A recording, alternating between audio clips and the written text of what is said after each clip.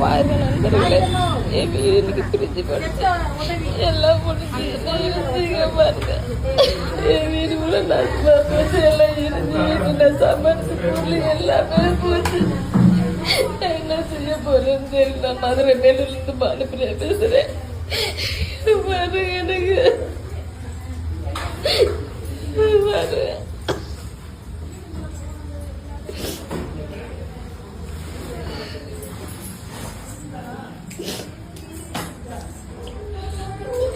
பாருங்க. ஒத்த பிரிச்சு வெடிச்சு என் வீட்டை நான் சம்பாதிச்சேன். அனைத்து போறோம் கஷ்டப்பட்டு நான் சம்பாதிச்சேன். நான் ஒவ்வொரு பொண்ணு என் பிள்ளைகளுக்காக நான் பார்த்து இருந்தேன். எல்லாமே போச்சு.